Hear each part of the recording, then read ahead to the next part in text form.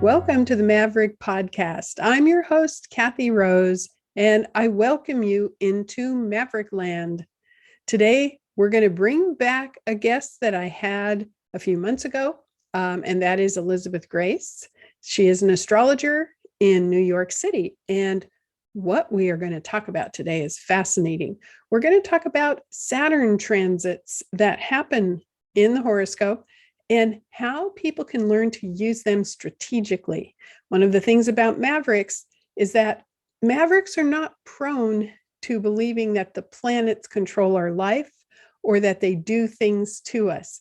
If anything, the Maverick personality is more oriented toward taking charge of their life and using the planets strategically. So that's what we're going to talk about. We're going to explore a lot. So welcome, Elisabeth. Come on board. Hi. Hello there. Hello. Thank you so much for having me in to your fabulous podcast studio again. In Maverick Land. In Maverick Land. We need a theme song. Yes, exactly. Yes. And All I'm right. wearing black here because we're going to be talking about Saturn. Saturn, the color of Saturn, black. Yeah, and normally I wear black all the time because I live on astrocartography, which is a way to put the planetary lines over the map. I live on a Saturn line, and today I'm not wearing black, which is bizarre because we're going to talk about Saturn. So we have Saturn and anti-Saturn. You're wearing the color of like Cancer and nurturing, which we're going to need, and the anti-Saturn. Okay. All right. So thank you for bringing your astrological knowledge into Maverick Land. Because Elisabeth is a very busy astrologer and she writes a column and she has an incredible newsletter and she's a wealth of information. So I wanted to have this chat together. So again, let's focus on the fact that most of my clients who come to me and probably clients who come to you are seeking how to use the cycles in their horoscope strategically rather than coming, it used to be years and years and years ago when I was just beginning, I would get clients who would say, what's going to happen to me? Tell me, am I going to get married? Am I going to be happy? Am I going to have a baby? Predict. What are these cycles doing to me? And that was very early on in my practice. And I realized I did not like that. So I changed my own focus and I started attracting clients who said, how can I use these cycles? Right? Yes, strategically, right. Plan ahead. If you see a certain pattern, like if you have, for example, the planet Jupiter, for those who I think, Kathy, I think you all share this perspective that astrology is a language, and that for some reason these cycles, these patterns that we see, our teacher Noel Till would say these patterns fascinatingly reflect developments in the horoscope. And it's not so much, that, and it's potential, which means there's an element of free will here.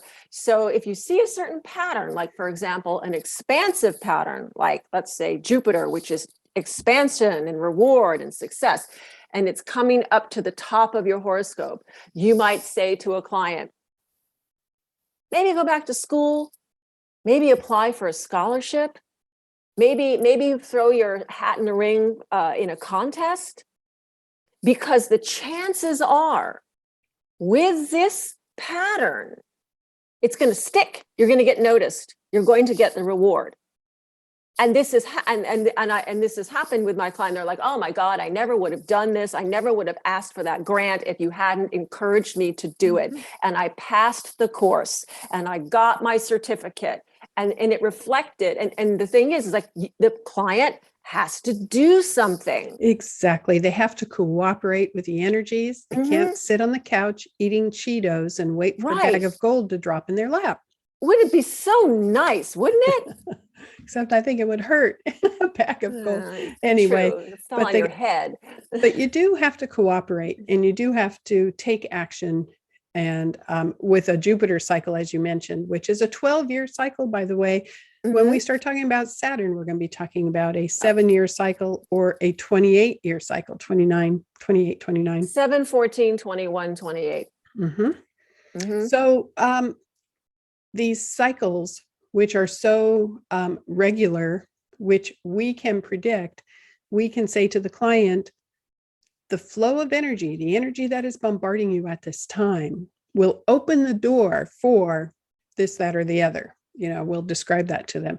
And that's really a beautiful way to use astrology because it engages the client's motivation. Okay, so let's go into Saturn. And, when I was very young studying astrology, I read Grant Louis's book, Astrology for the Millions. Astrology for the Millions. Yes, I have that. Written, I think it was published 1940. in 1930. I think it was 30, but it's not on my shelf. No, I have the other one on the shelf anyway. Yeah, but it was an early book. Yeah, and I remember vividly reading this, and I must have been 10, 12, 13 years old, and reading about the periodicity of the Saturn cycle, the 7-year increments, the 7-year itch in a marriage. Yes. And it's a real thing. It's a real thing. And the 7-year itch to grow and expand and have course corrections. So there are 3 different cycles we can refer to. One is a cycle that happens to everybody at the same time. And that would be, you take Saturn in the natal chart, in the natal position that you have. 7 years after birth, Saturn will square itself. 14 years later, it opposes itself. 21, it makes another square.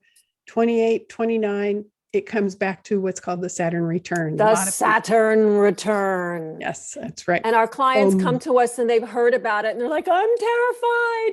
And you're like, oh, we have some work to do here. Don't be scared. Don't be afraid of Saturn. Exactly. Release what you have read in Google searches and on discussion forums and in other podcasts where people groan as soon as the word Saturn is mentioned. It's a soapbox issue for me. This really annoys me. It really does, because what happens is they have been imprinted with a negative concept of Saturn. And because it's been imprinted in their consciousness, they believe it and they reproduce that in life.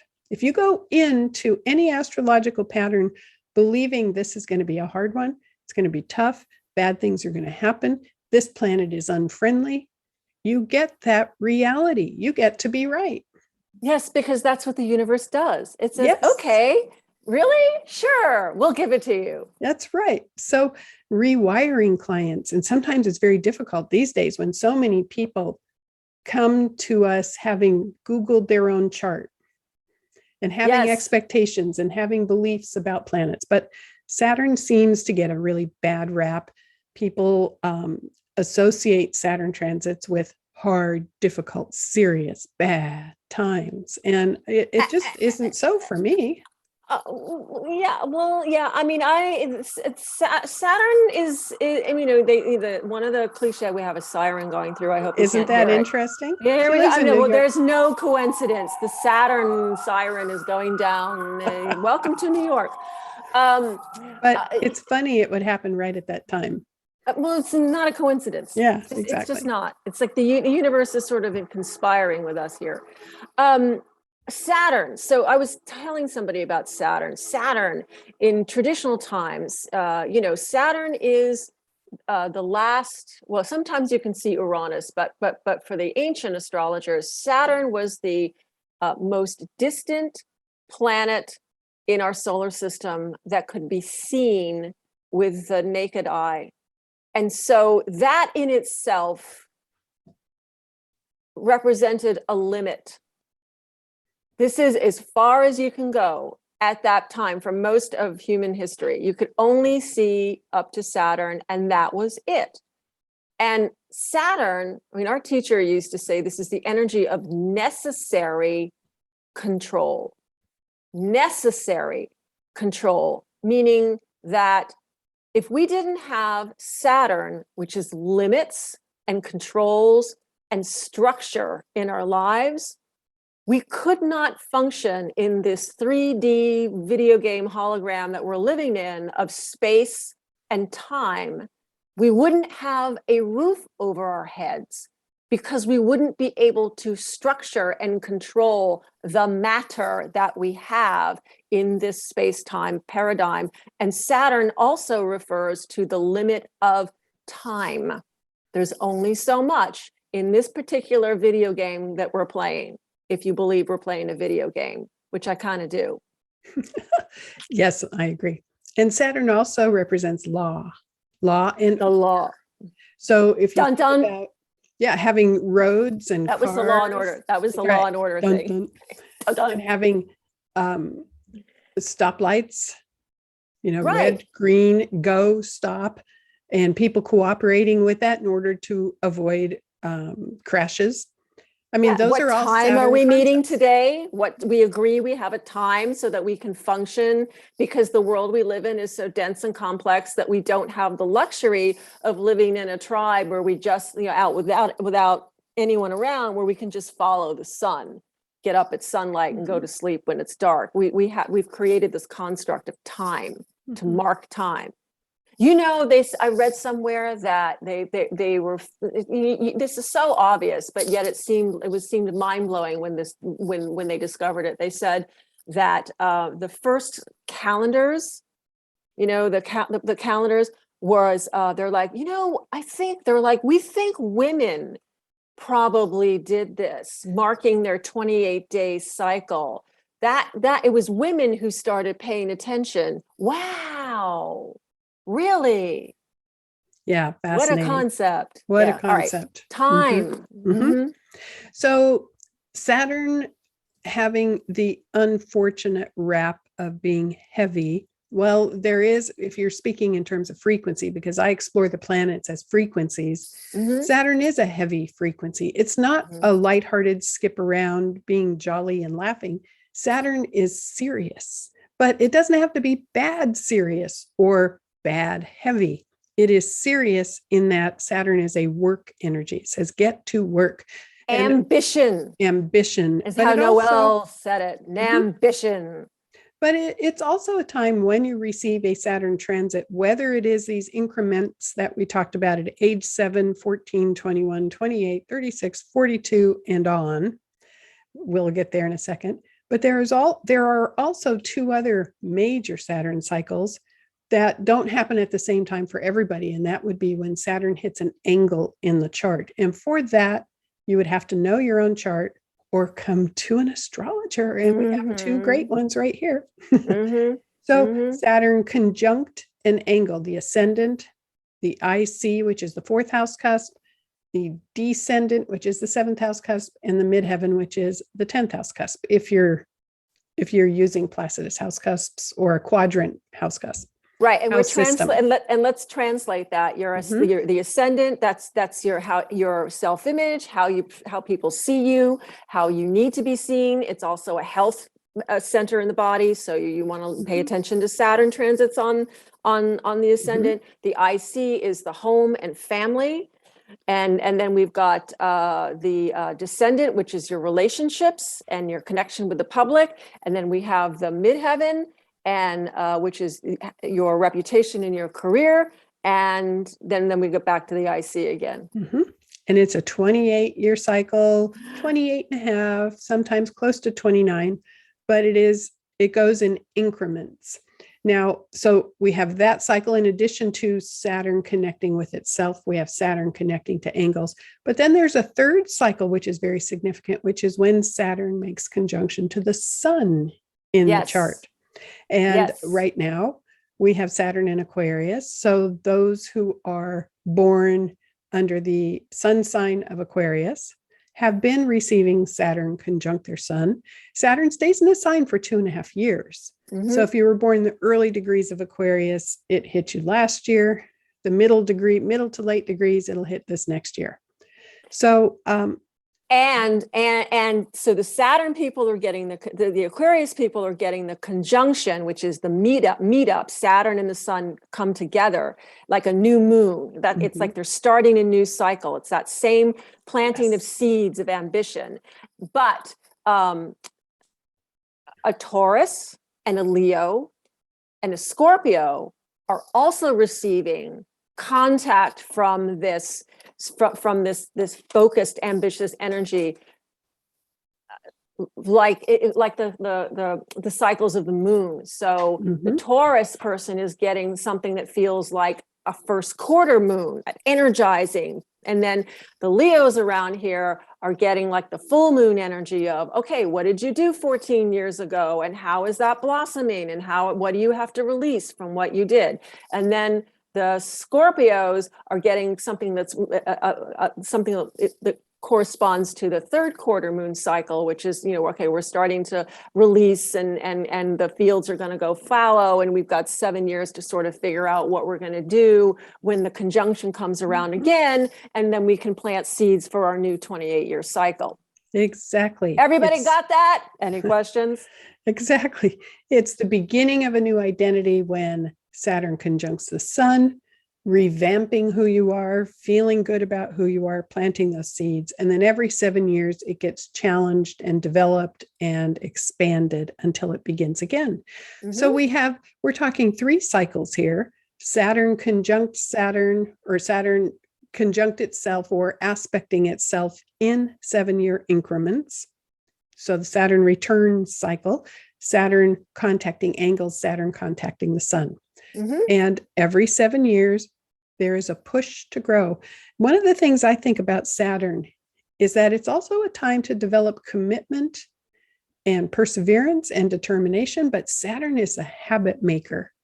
And so if ever there are times you want to create new habits or reevaluate what habits do I have consistently playing out in life, a Saturn cycle comes in and will absolutely help you along the way. So Saturn, if you were to put, if you were to make Saturn into a personality, it would be like having a drill sergeant come to your door or a private trainer. So we're talking the drill sergeant that comes to the door and says, okay, soldier, you're going to get up every day. You're going to work hard. You're going to have discipline, and I'm going to push you so that you can be the very best you can be. And there are going to be times when you don't like me, because as I push you, it's not going to be comfortable, but you're going to, like the private trainer would say, I'm going to give you heavier and heavier weights. And you go, oh God, this is so hard. And weighty burdens. Those are good. Yeah. But it builds muscles. It does. It builds strength and character. So, Saturn is that kind of energy that says, if you work hard, if you put in effort, if you are consistent and disciplined, you will grow and develop new muscles in some area of life. So when you were in school, if you had professors or teachers who were strict, who demanded a lot, disciplined. I mean, back when I was in band in junior high, what did you play? I played clarinet and piano and a little bit of flute, but mostly clarinet. And we had a band instructor who was very Saturn-like, and he would get so mad when people were lazy, because Saturn does not reward laziness. Saturn rewards hard work, right? So he would throw his baton into the band and say, y'all are mediocre slobs. You can't even be a good slob. You're mediocre in what you're doing. But I loved it. It's like, yes, I stood up, sat up straight, and I worked harder. So that's Saturn's energy. Now, it's not always going to chastise you like that, but it's that kind of expectation of, why aren't you working hard? Why aren't you putting effort or discipline or consistency, in your habits, like a drill sergeant would do if you're in basic training in the military? Yeah. So that's the energy of Saturn. And when you're going through a Saturn transit, it's like having this person come in and live with you on a daily basis. Yes. And there are some downsides. I mean, that's a really good, and it's important to focus on, understand this upside potential. But there are downside, quote unquote, downside potentials that are also helpful to understand, and then to understand how you can go move to the upside to shift it. So some of the downsides of Saturn, one of the downsides of the energy is fear and depression. and unnecessary control. You can, with some people who go through because it's heavy and it can be overwhelming, sometimes the burdens that are being carried. So one of the challenges that we have as astrologers, if somebody is coming to us and they're going through that kind of, we haven't talked about Saturn on the moon, but that for the moon, the moon being our emotional fluctuate, the reigning need of our horoscope, what we need in order to be happy. If somebody's coming to us and they feel just like things are so heavy and they're feeling cut off and isolated, I tell my clients that if they're having a Saturn transit that feels that way, one of the gifts is that out of the awareness of lack, you're feeling like you don't have anything. You're feeling that you are at a loss. The Saturn often corresponds with loss and grief. That is the gift, because then you formulate a plan with this keen awareness, this longing for something you don't have. Saturn is saying, that's what you got to do. Yes. It pushes you into a new level of development. It pushes you to build on that awareness of, I don't have something. Okay, well, And it says work hard every day. Develop a consistent routine to have a course correction so that you're in alignment with what you need. So the depression part, yes, that certainly is something that shows up for some people when Saturn comes in, if they're already prone to that, or if their train is not on the track. This is something I always talk about with transits that in solar arcs that happen, which is another way to measure cycles.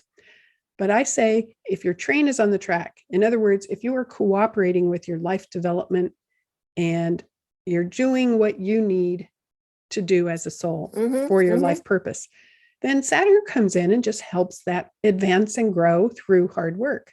But if your train is off course, if your train is not on the track, then it's a course correction. Yeah. And that course correction is a beautiful thing. It is designed to help your train get on the track so that you arrive at your destination. And that's a very big distinction. So this automatic groan that people have when they know a Saturn transit is coming, needs some reprogramming, unless what they want is a very difficult time. The Maverick part of me says, hey, if that's what you want, if that's what you choose, that's what you get. But you get to choose. And I'll try to help you reframe that if you want. But if you're attached to that, if you need to be dramatic and complain, and you need to have heaviness, then you get it. So we have to ask ourselves, what are these cycles in astrology? What are these transits trying to achieve? That's what people don't think about. They just think, for the beginner astrologer who is now perusing the internet and listening to discussion forums or watching podcasts or Googling, they think the planets are out to get us. Everything's okay until one of these cycles happen. I hear it. That frame of mind is out there, and it's a very sad thing. The planets are not out to get us. These cycles, like you hear people who are studying annual profections, the 12th house profection is going to be terrible. I'm not looking forward to it. Life's going to fall apart. But they do that also for Pluto transits and Saturn transits and so forth. They're not out to get us. What are they trying to achieve? It's soul growth and development. What are we here to learn? Soul growth. What are we here to learn? Exactly. So let's talk about the Saturn to Saturn cycle real quick. And Saturn squares itself at age 7. And what happens at age 7? Children realize they're separate entities from their parents. That's right. And they're in school full time. And they're in school dealing with this structure of the outside world and what the demands, and structuring their mind and learning and growing and shaping. And then 14, which is adolescence. And another pushback, another separation from the people that raise, and now we're being pushed into relationship. right? Puberty. But puberty, but also is pushing us to seek out an other at that time. And, we develop crushes and start exploring, how, what how you're going to connect with a partner, perhaps. 21, the 21. key time when you're either in university or getting ready to graduate, if you did the university path. If you did not do university, then you're actively probably trying to find a career in some 10th way. house. Yeah, 10th house, career. How what am I going to do? How am I how am I going to function in society? Not so much in relationship one-on-one, but in the community at large. How am I going to get established? And then the Saturn return at age 28, sometimes 28 and a half, close to 29, that time frame. That's when I call it, we grow up and we pick our path. It's a maturing cycle. It is and usually there's a major course correction or major development of some sort, major decisions take place because you're coming back to yourself. It's like a spiral, a three-dimensional spiral. Saturn comes back to where it was when you were born, but it's on a higher level. So growing up, picking your path, maturing in some way, that Saturn conjunct Saturn at 28, 29, highly significant. The sense of urgency, what I remember about my Saturn return, the sense of urgency of achievement and accomplishment, that if I didn't have all of these worldly things, a marriage, a home, a career, and not just any old career. I wanted to have a career where I felt like I was an authority in some way, somehow established, but the urgency that if it had to happen right now, like that was going to be it. Big inner changes, big life development. So when Saturn conjuncts itself at 28, 29, then you go through these same 7-year increments again. What you started at 28, 29, then gets tested in development every 7 years till it comes back again at 58. And then you're looking at things, not so, at least this is my take on it. I'd love to hear how you look at it. It's having gone through this cycle of material establishment, it's the structuring things. Now it's like, well, what does this mean to me on a spiritual and emotional level for the next 28 years of my life? And did you achieve, materially what you thought you were going to do for 28 years? But no matter what you decide going for the next 28 years, so it's not so much about that material and establishment, but spiritually and emotionally, things have to be fulfilling, and you let go of things that don't serve.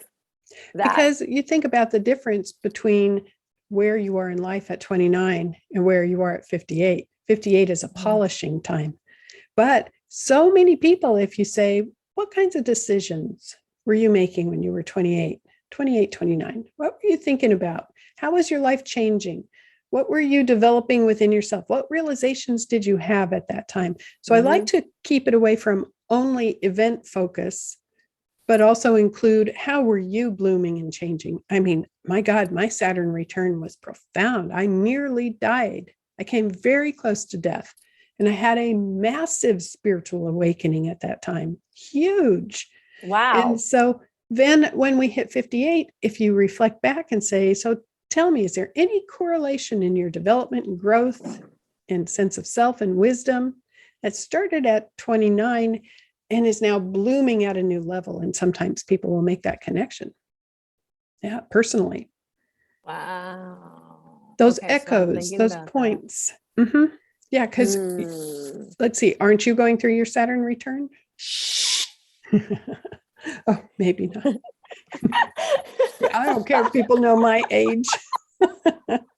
I'm older than you. Nobody believes me when I tell them anyway. Nobody beliees me. No one believes. They're like, no, they don't believe me. Yes, I forgot. You're really just 35 years old. I'm really just 14. If that. I was thinking about it the other day. You were talking about Maverick energy. It's like I've been challenging the system. I'm challenging the system. That is just somebody comes in and, Saturn comes in and says, you can't do this. And I'm like, oh, really? Watch me. And then, it's So, Yeah. but the yes, I am a Saturn return, so now you made me start thinking about 29 and where I was at that time and how things are applying right now. Mhm. Yeah, it's. I tell Saturn return. You step into the mantle of authority. You really become the elder. I'm 2 years younger than my classmates that I graduated with at college, at Wellesley College. And it's been really interesting to watch them all turn 60 this year. I'm not 60. And I'm going to tell you, I hope they're not listening, but visually for some of them, it's a dramatic transformation in appearance, and a lot of them, they learn moving. They have sold their homes, downsize, because Saturn energy is control and streamlining, and says you don't really need this, so let's get rid of it. But the appearance is really something. Age. Yeah. It's and there was an article about that. Somebody wrote an essay about it. I think it was published in The Guardian, but don't quote me on it, about being 60 and what it is for 60. It's not so much stepping into that decade. No, sorry guys, it's not the fact that you're stepping into the sixth decade. It's the fact that you've just gone through a second Saturn return. Yes. That's what it is. And you get to 60, which is kind of a I made it kind of thing. But what you just went through was the thing that made your hair go gray. And it's like, you're running to your cosmetic surgeon for a facelift. If you didn't, it's showing. Anyway, very interesting. Yeah, it is. And then it goes on and on and on from there. But if we now shift to when Saturn hits the angles, which again, we can't say what age that will be for the listeners to this podcast, because it really depends on what time you were born. Mm-hmm. But what time were you born? Mm-hmm. When Saturn hits the ascendant, and you talked about the ascendant being, I say it's the identity. It's how you project yourself. Mm-hmm. And often when Saturn hits the ascendant, you end an old cycle and begin a new cycle in identity. And it depends on what age you are. If you're 40 years old, 50 years old, then you're looking at completing a 29-year cycle of identity and beginning a new one. Mm-hmm. So that moment, I love when I get clients who have Saturn not yet touching the ascendant, but coming up. I like to get them beforehand. Same with when Saturn is getting ready to conjunct the sun. I love it when they call me for a consultation 6 months to a year before it starts taking place. And we also have to say that often these Saturn transits will last about a year, because it goes forward, retrograde, forward, backward, forward. Yeah. Yeah. So if I catch a client before Saturn is conjunct the ascendant, I can get them on board with imprinting that new sense of identity. I can get them on board with activating and believing in themselves in a new way, and understanding this new identity wants to begin when Saturn's on the ascendant. How are you going to improve yourself? How are you going to it's like upgrading your system on your computer. I always tell people, like, let's say my client's name is Mary. I always it's okay. It's Mary version 2.0. Yes, you're being squeezed through a tube, like you're squeezed through a tube of like toothpaste tube, and you're coming out. There's this all fat here, but it really is a squeeze to streamline. And then here we are, the new software system, the new operating system is ready to be installed. And the squeeze is the hard work we have to do, especially with Saturn conjunct the ascendant, which is loving ourselves more unconditionally, releasing judgment of ourselves, releasing sensitivity to how other people see us, and loving ourselves more unconditionally, believing in ourselves. Same with Saturn conjunct the sun. It's vital when Saturn conjunct vitality. Vitality is the sun. Exactly. But that's when, on the spiritual, emotional level, if you do the work of, I love myself unconditionally, I am a worthy person, I deserve to receive love, and you really work on eradicating the negative belief that you have about yourself, that's the productive part of Saturn conjunct Saturn, or Saturn conjunct the ascendant, or Saturn conjunct the sun. You imprint this new image of self. And it is And it usually glorious. involves taking on responsibility. I put a hyphen in that. Yeah. Responsibility. Your Not, oh my ability. God, this is so heavy. No, it's a responsibility. You get a challenge and you go, okay, got it. I can do it. But it's also, how am I going to respond to past triggers? Because again, Saturn as the habit maker, I think at these key times gives us the opportunity to release habits and create new habits. And when Saturn is transiting us, this is our time when we go, I'm so ready. Just give me a sense of, how do I release these habits and how do I create these new habits? I'm ready. Yeah. I'm ready. Focus me in the right direction. And I'll take it. Yeah. That's chorus line. Yeah. But when Saturn 7 years later hits the IC, which is the fourth house cusp, which is the bottom of the chart, that's family. Sometimes that is an opportunity to release inherited family patterns. It's a time to reframe. It's a time to look at what has been imprinted onto me generationally, what patterns, what habits, what beliefs, and do I want to keep those? Or do I just want to renovate my kitchen? Yes, on the physical plane. Exactly. You shore up the foundation of your house. Yes. So on the physical plane, or you move, you do something in real estate, or you have a baby, or family structure changes, depending on what age you are. Exactly. Noel Till, our friend, our mentor, used to refer to Saturn transits as the architecture of advance.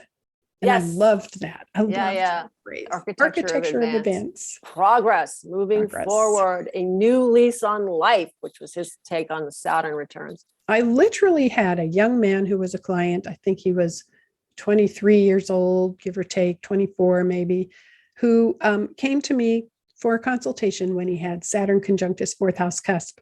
And I said, and this was early on in the consultation, I said, it's like living in the basement of your parents' house and observing parental patterns and deciding which ones you want to take. And he goes, wait a minute, that's what I'm doing. I am living in my basement. Exactly. And and he's like, well, we know this because we see it in your horoscope. And he said, and that's exactly what I'm doing.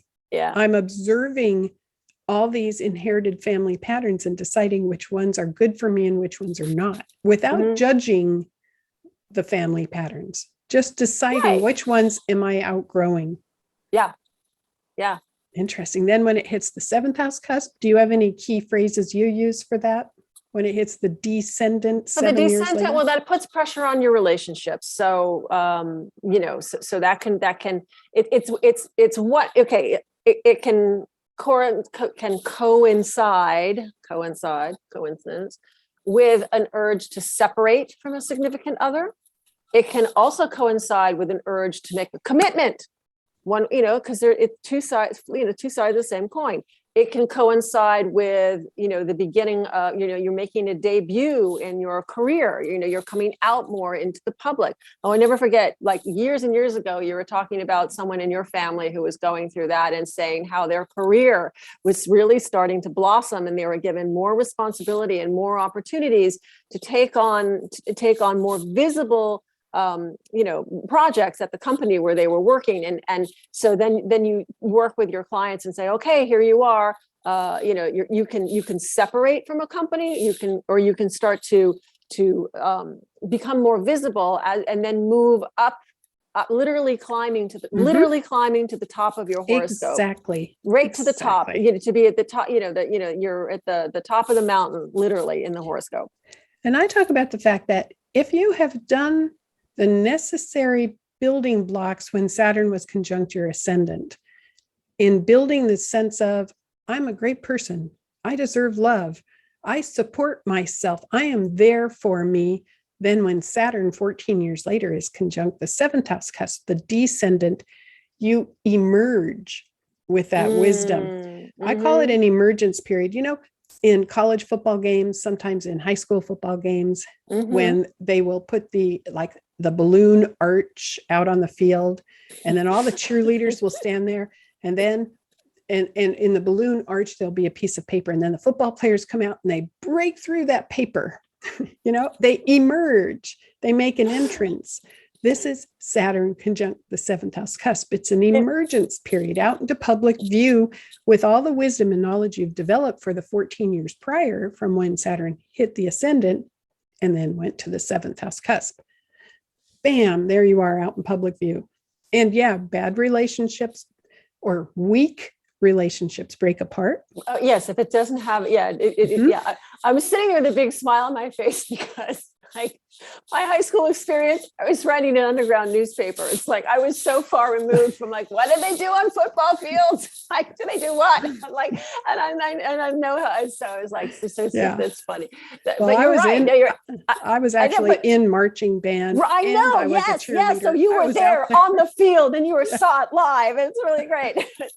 That's wonderful. No, that's a fantastic visual, and I absolutely can see it. The Saturn thing is it's a testing. It's a testing because Saturn is a reality check.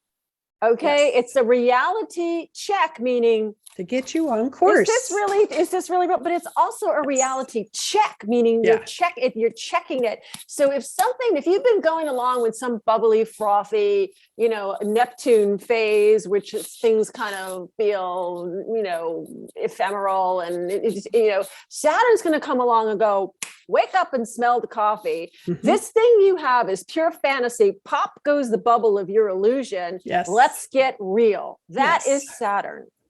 Let's get to work. Let's get real. Let's get practical. Let's ground you into the earth plane. Yes. Yeah. And I do want to say, just so nobody walks away with a misconception, if you have Saturn transiting your seventh house cusp and you're in a marriage, it does not mean it's going to break apart. If it's a weak relationship or if it has some cracks in it, you're going to work to build it, to heal it. Good relationships do survive, but it's a work period. The question always is, it doesn't necessarily mean that, oh my God, that's it, or marriage is over. Although, hey, it can. It can. And it can. And when I tell people, it can. And so the idea is it's a testing period. Mm-hmm. And when I tell my clients, it's like, look, if you do your homework and you do your soul searching, and you, at the end of the day, really in your heart of hearts, realize that this is not the right choice for you.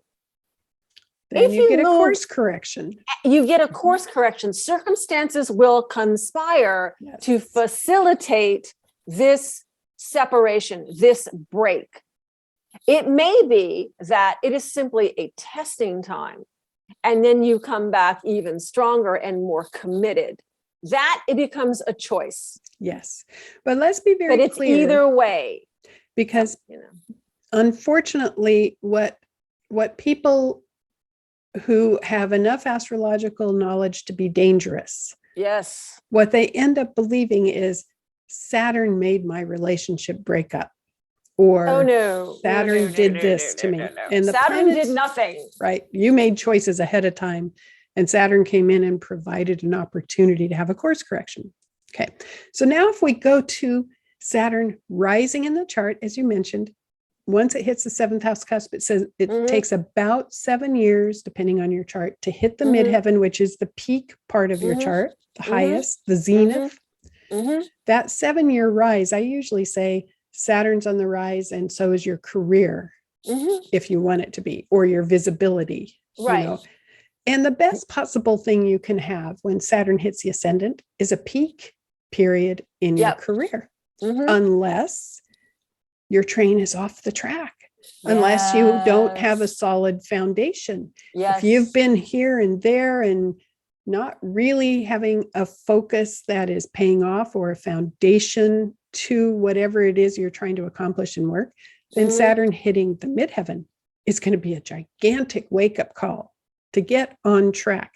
Yeah. And sometimes that is when things fall apart in career or life.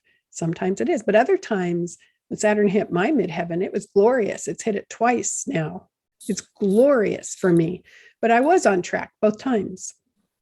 So it's not always a negative, but it can be a peak period because you've done the work, you've built the foundation. Yes. It can be a promotion. It's a time to become a recognized authority in your field. And if it's not a career thing, it may be you become a recognized authority in your family because family dynamics shift. Players exit the field. You are there being, the leader or if not the leader, then the governor, whatever, maybe you're not leading a crusade, but, you got to pay all the bills and you've got to administer the situation. Because the midheaven is so aligned with status.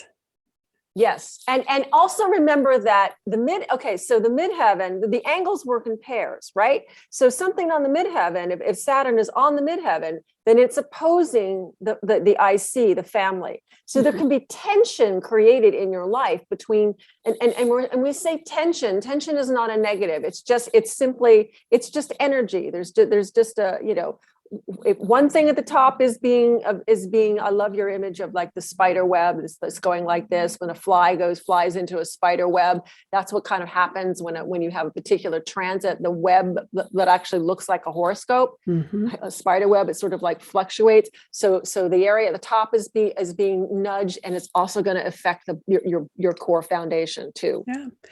There can be a status change that is a course correction.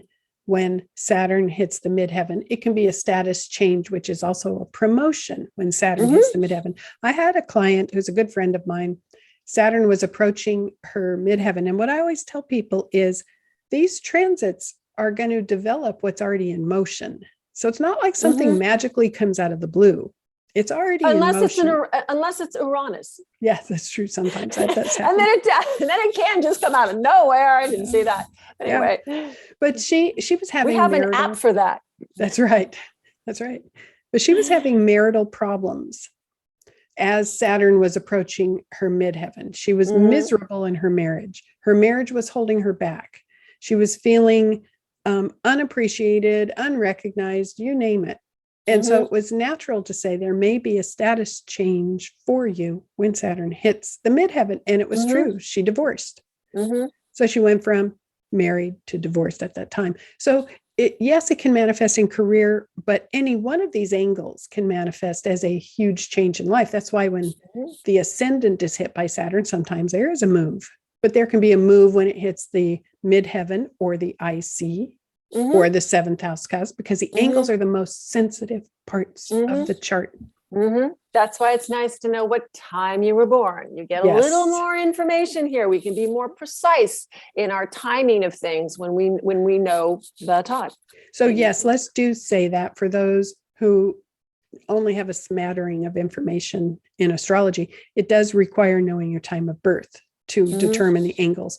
But now if we just touch real quick on Saturn to the Sun, so we can wrap this up. I see this Saturn conjunct the Sun, again, very much like Saturn conjunct the Ascendant, which is a renewal of self, a renewal of loving and appreciating and being there for yourself and understanding what you want to achieve, understanding your purpose, understanding what you want to go do in life. It is renewing your own image. And then every 7 years, it gets tested and developed. But the beginning part of it starts with a conjunction. It is something to look forward to, because this is when you get on board with your own inner authority and your own embrace of personal discipline. Not necessarily discipline imposed by others, but discipline generated from within, and authority generated from within.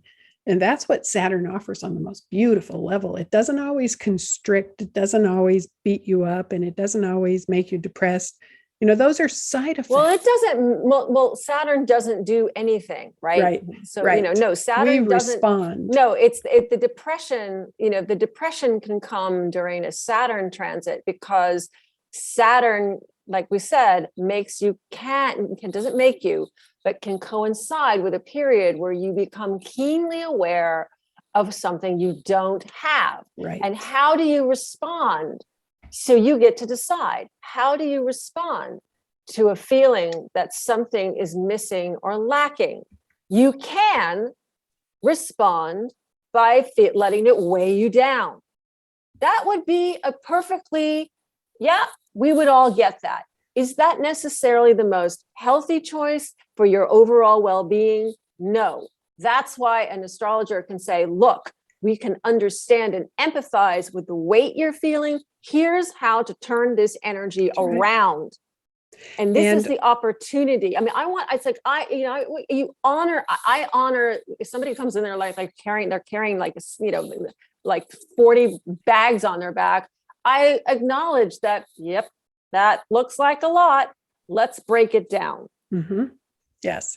And understand that during that Saturn transit, which is going to take about a year, you need to work hard and have consistency and determination and discipline generated from within. Now, there are some people who go, oh God, that sounds terrible. And I go, I'm sorry. But they're often just, but then it becomes clear what it is, like yes. Saturn on the sun, the sun is your vitality. Saturn is authority, can refer to parents. I can't tell you the number of clients who, when they're having a hard aspect of Saturn to the sun, it can put it, then how many in them where they have to take on more responsibility with an elder. This is not an uncommon thing. It's not. And so if you have a client coming to you and they're talking about their aging parents or whatever, and you've got a Saturn transit coming on, I encourage my clients to get real about possibilities. It's not necessarily going to happen, but it's helpful to be aware and prepared in the event that this is what happens. Exactly. And there is a nuanced, graceful way to communicate that, right? Without triggering fear, without having everybody freak out, right? Yeah, or thinking that it is fatalistic. Correct. But to me, I feel it would be irresponsible to paint everything, that life is always going to be perfectly wonderful and fabulous when under challenging transits. You have, it's like, okay, there is this period, it is challenging, let's deal with it productively and look for the lesson here. What is it trying to teach us? And know that this period will pass. Yes. Because these transits that we're all talking about, whether they're, Jupiter, I just won the lottery, I just got an award, whatever. Okay. Or Saturn, I had, my God, I had a pipe break in my house and I had to fix it and shore up the foundation because it wasn't solid. All of these things that we're talking about are ephemeral in nature. They don't last forever. It's just, and so an astrologer can help you manage your expectations and give you perspective and say, all right, this thing you're going through, you're carrying a lot of stuff right now. Here's the test. And it will end and you'll move on to the next phase. But they are moments of development. I mean, they are moments of development. Yeah. They are scheduled classes through which we go in life as souls in order to develop and grow and get to the next level. I mean, that's really what it's all about, I think. And that's what therapeutic modern astrology focuses on.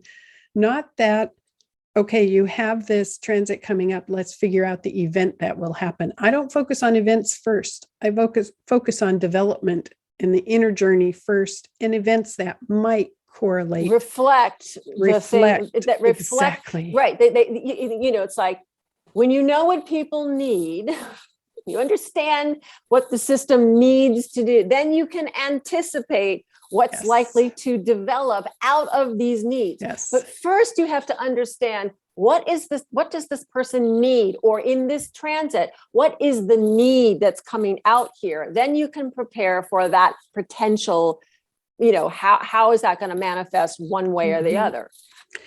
Well, I have to say, I think we covered all the nuts and bolts. We did. We cover it all? And I thank you so much for your wisdom and your experience, because There are a lot of astrologers who just study it on the academic level. And then there are those of us who are in the trenches talking to clients every single day, applying this. And Yes. that's where I think the wisdom in astrology is applying it to clients. Mm-hmm. So I thank you for your expertise on that. And again, to just tie this together, the Maverick mentality will always seek to utilize astrology strategically so that they can get the most out of each cycle that happens. They don't view it as being victimized by the planets. They don't view it as the planets doing something to them. That is not the Maverick mentality. Right. It's a good thing to know about, a useful tool. Exactly. All right. So thank you. I'll have you back again and we'll talk about more cycles. And so I will just say till we meet again, until next time. Again. Okay. All right. Bye-bye. Bye-bye.